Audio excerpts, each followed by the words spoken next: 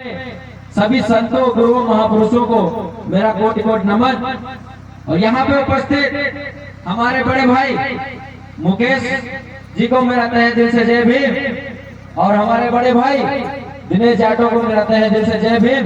और हमारे साथ में आए हुए भीम आर्मी के साथी उन सभी को मेरा तहे दिल से जय भीम। और यहाँ की जो है बोध कथा आयोजक टीम है डिमोरिया की, राजू के साथ में जो लोग भी हैं उनको मैं तहे दिल से जय भीम करता हूँ और उनसे निवेदन करता हूँ कि वो मंच पे आए, क्योंकि वो पिछले साल भी एक बोध कथा कराया था उन्होंने समाज को जागरूक करने के लिए। तो उनको मैं निवेदन करता हूँ कि वो लोग मंच पे आए। और साथ में बोध कथा टीम को हमारे बड़े भाई संतोष कुमार बोध जी को और पूज्य भंते जी को भी तहे दिल से जय भीम। और भाई लोगों को भी जय भीम। इन भाइयों के लिए आप लोगों से निवेदन करता हूं कि आप लोग हुआ है आजादी के 75 वर्ष बाद हम लोग राशन के लिए लाइन लगाना पड़ रहा है। हमारी बहनों के लिए नौकरियां हो, हमारे भाइयों के लिए नौकरियां दीजिए। एक घर में एक नौकरी मिल जाए तो जो 5 किलो राशन के लिए हम लोग लाइन लगते हैं, हमारे घर में 2 मंजिल का घर खड़ा होगा और हमें 5 किलो राशन की जरूरत नहीं होगी। क्योंकि ये जानते हैं कि हम इन्हें नौकरी दे देंगे, इनके अच्छा शिक्षा दे देंगे, स्वास्थ्य दे देंगे, अच्छी चिकित्सा दे देंगे, तो ये लोग हमसे ही सवाल करने लगेंगे। ये हम इनको बहलाएंगे कैसे?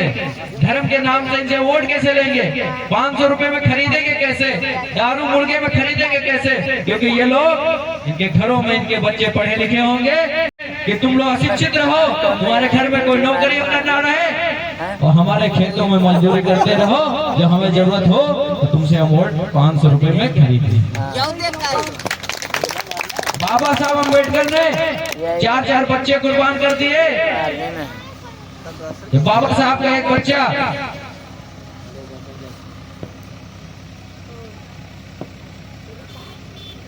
इसी तरह एक मीटिंग में बैठा था और अपने समाज के लिए बोल रहा था। उस वक्त मेरे पापा की ऐसे ही तबीयत खराब हुई जब मैं निघासन में अपने समाज के लिए संघर्ष कर रहा था। और घर से मेरे पापा को मैंने कहा कि किसी गाड़ी में लेके आ जाओ, मैं यहीं से आपके साथ में चल दूंगा। मैंने बाबा साहब अम्बेडकर को पढ़ा, उनके संघर्षों को जाना कि उन्होंने हमारे समाज के लिए कौन सी पीड़ा उठाई, कैसे कैसे दुख दर्द झेले, जो आज मेरे सामने नजर आ रहा है। बीता हुआ कल आज नहीं होता और सबसे ऊंचे उड़ने वाले पक्षी बाज नहीं होता। बीता हुआ कल आज नहीं होता और सबसे ऊंचे उड़ने वाला पक्षी बाज नहीं होता। जिस कौम के युवा संघर्ष नहीं करते, मेरे बहुजन समाज के लोगों, जिस कौम के युवा संघर्ष नहीं करते उस कौम के सर पे कभी ताज नहीं होता, उस कौम के सर पे कभी ताज नहीं होता। मेरे बहुजन समाज के लोगों, मेरे नौजवान साथियों, तुम चाहते हो इस देश में राज करना, अगर तुम चाहते हो हमारी बहन बेटियों की राज बची रहे, अगर चाहते हो हमारे मान सम्मान के राज बचे रहे, अगर चाहते हो इस देश में हमारा भारत देश का संविधान जो बाबा साहब अम्बेडकर के द्वारा बनाया गया है वो संविधान बचा रहे, तो हमें सोच समझ करके इस 2024 के अंदर हमें किस प्रकार किन लोगों को वोट देना होगा वो अपने आप को समझना होगा। क्योंकि हम लोग पढ़ा लिखा नहीं होगा तो आपस में ही लड़ाई करेंगे, वो कभी एकता बना ही नहीं सकते। एक अगर कहेगा का तो दूसरा कहेगा खा, ऐसा होता नहीं होता। सही होता है। जब तक हम लोग पढ़ाई पे ध्यान नहीं देंगे, शिक्षा पे ध्यान नहीं देंगे, तब तक हम लोग संगठित हो ही नहीं। सही बात है। जब हम लोग शिक्षा पे ध्यान देंगे और जब संगठित होंगे तो हमारे समाज की तरफ जो उंगली उठाते हैं ना उनकी उंगली तोड़ देंगे। नहीं तोड़ सकते हैं, तोड़ सकते हैं, क्योंकि हमें जो ताकत मिलती है वो संगठन से ताकत मिलती है, एकता से ताकत मिलती है। मैं बाबा साहब अम्बेडकर के लिए एक पंक्ति बोलूंगा, ये रुतबा मेरे सर को तेरे संविधान से मिला है, ये रुतबा मेरे सर को तेरे संविधान से मिला है, ये सम्मान भी मुझे तेरे संविधान से मिला है। औरों को मिला वो मुकद्दर से मिला, औरों को मिला वो मुकद्दर से मिला, ये मुकद्दर भी मुझे तेरे संविधान से मिला है।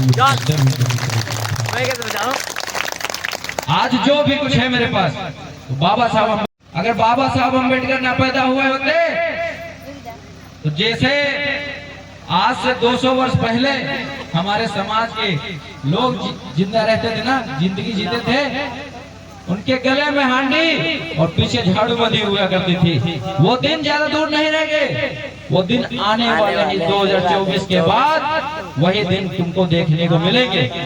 आज एक पार्टी के आदमी जो पार्टी सत्ता में बैठी हुई है, उस पार्टी के विधायक सांसद क्या कहते हैं अपने मंचों से कि 2024 के अंदर अगर हम 400 पार हो गए तो इस देश के अंदर जो बाबा साहब अम्बेडकर के द्वारा बनाया गया संविधान है उसे हम बदल देंगे। क्या आप चाहते हैं इस देश के अंदर हमारा संविधान बदल दिया जाए? कौन चाहता है?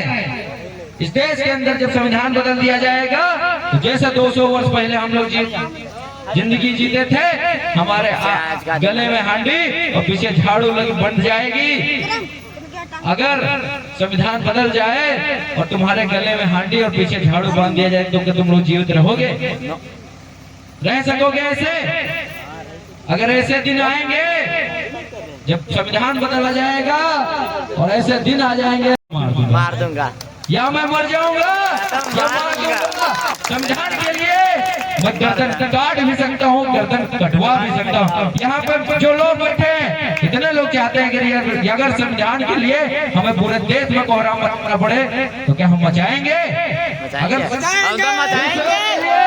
इस संविधान के लिए हमें गर्दन काटना पड़े तो काटेंगे और काट देंगे। बाबा साहब अम्बेडकर के द्वारा बनाया गया संविधान हमारा मान सम्मान स्वाभिमान सब कुछ है। अगर उस पे आँच आई तो ईंट का ईंट जवाब पत्थर देंगे हम लोग। यहाँ उपस्थित सोचते हैं कि हमें शौचालय मिल जाए, हमें आवास मिल जाए, हमें 5 किलो राशन मिल रहा है, हम नमक अदा करेंगे। तो नमक उनका भी कर लीजिए जिन्होंने 4-4 बच्चे तुम्हारे लिए कुर्बान कर दिए, उनका भी नमक अदा कर लीजिए। बाबा साहब अम्बेडकर ने कहा था, जब उन्होंने हमें वोट का अधिकार दिया तब बोला कि जाओ आज से मैं उस रानी के पेट का ऑपरेशन कर दिया हूँ। जो रानी रानी के पेट से जो बच्चा पैदा होता था वो राजा बनता था। आज मैंने रानी के पेट का ऑपरेशन कर दिया, आज से मतदान की पेटी से राजा बनेगा, रानी के पेट से राजा नहीं बनेगा। लेकिन उस व्यक्ति को चुनकर संसद में भेजिए, लेकिन हम लोग उस बात पर ध्यान नहीं दिए। उन्होंने कहा कि जाइए अपने घर के दीवारों पे लिख दीजिए कि हम इस देश के शासक हैं, लेकिन हमारे समाज के लोग ये नहीं लिखे कि हम इस देश के शासक हैं। उन्होंने क्या लिखा?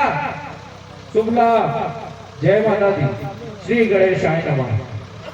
लेकिन हम इस देश के शासक हैं ये किसी को नहीं पता।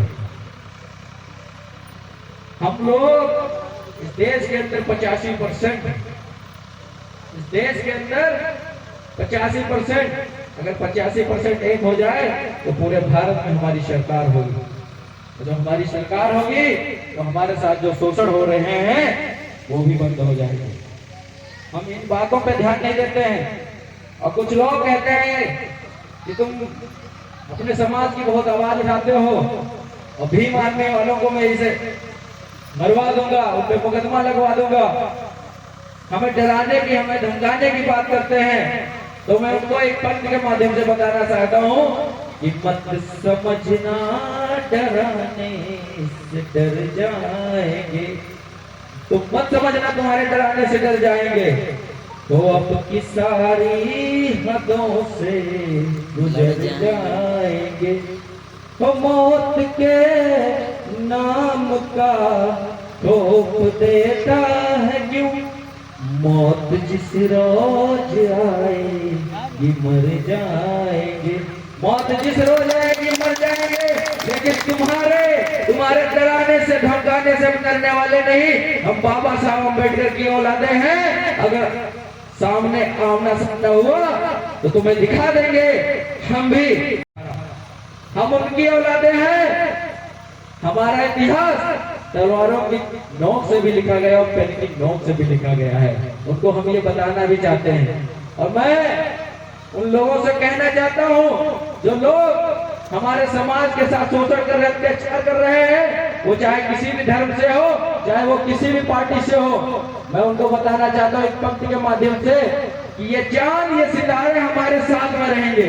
ये चांद ये सितारे हमारे साथ में रहेंगे अगर आप लोगों के हाथ हमारे हाथ में रहेंगे। ये चांद अगर आप लोगों के हाथ हमारे हाथ में रहेंगे और डर कर घर में बैठ जाए, कोई बच्चे नहीं है, डर कर घर में बैठ जाए, कोई बच्चे नहीं है हम।